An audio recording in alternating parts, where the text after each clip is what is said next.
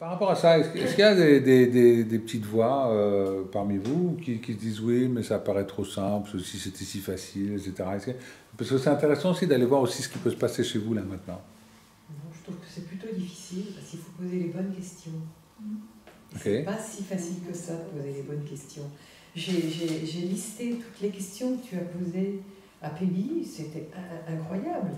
Parce que tu l'as, voilà, comment la peur de ceci, la peur de perdre, comment tu te sens avec, si tu demandes de l'argent, comment tu te sens, si tu gagnes de l'argent, comment tu te sens. Je trouve que c'est pas si facile que ça, au contraire.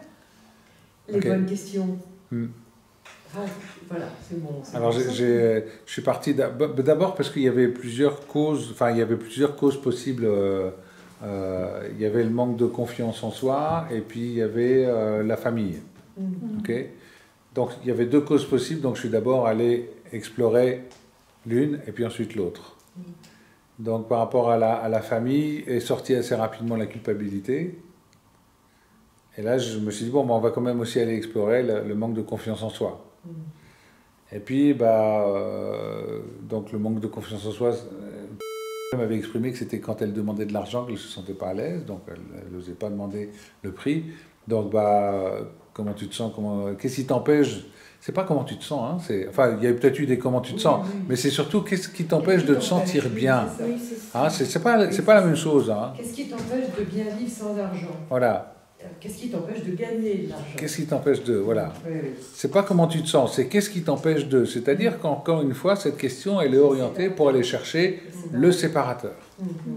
Qu'est-ce qui t'empêche de... À partir du moment où il y a un séparateur, il y a quelque chose qui m'empêche d'être bien avec ça. Donc c'est qu'est-ce qui t'empêche de... Qu'est-ce qui t'empêche de... Qu'est-ce qui t'empêche de... Là, il y en a plusieurs, effectivement, mais c'est la répétition de la question qui va permettre à chaque fois de... Comme dans un entonnoir, quoi. On arrive à un moment, ben voilà, et là il y a le truc, et on est revenu à nouveau sur la culpabilité. Donc on a la culpabilité avec une piste, on a la culpabilité avec une autre. Donc quelque part, c'est ce sentiment de culpabilité. Donc qui dit culpabilité, dit jugement. Qui dit jugement, dit le meilleur ami, c'est le pardon. Et on n'aurait pas pu partir sur la trahison vis-à-vis des ancêtres? C'est de la culpabilité aussi, peut-être? Oui, de se sentir avoir trahi ses ancêtres, avoir trahi ceux qui ont souffert à cause de l'argent. C'est aussi de la culpabilité. C'est aussi de la culpabilité, oui. Je m'en veux de trahir ceux qui en ont souffert. Donc c'est-à-dire que, si j'ai bien compris, quelle que soit la situation, c'est de se dire que tout va.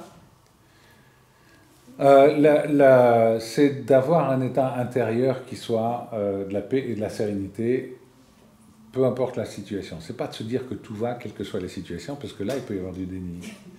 Non, tout va bien, oui, ma femme m'a quitté, mais non, tout va bien.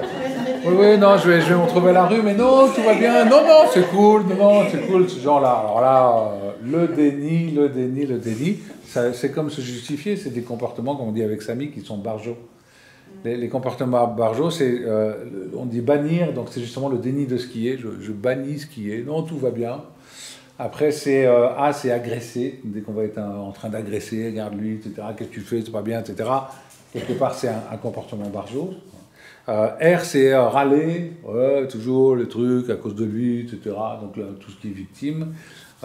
J, c'est devoir se justifier, justement, me justifie, parce que oui, mais tu comprends, oui, mais j'ai pas pu le faire autrement, oui, mais tu comprends.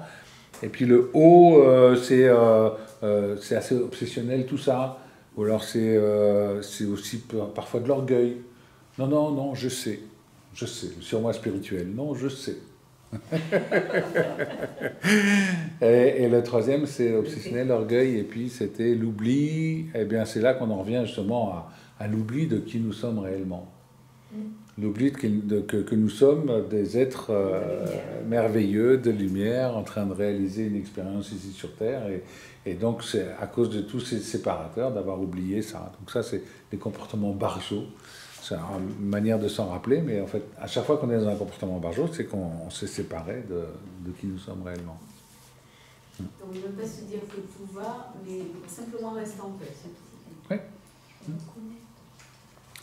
Je vous propose une petite visualisation maintenant, un petit voyage, une petite visualisation, d'accord? Parce que là, on travaille pas mal et tout, donc je vais vous proposer une petite visualisation. C'est OK? D'accord? Voilà, au revoir la caméra.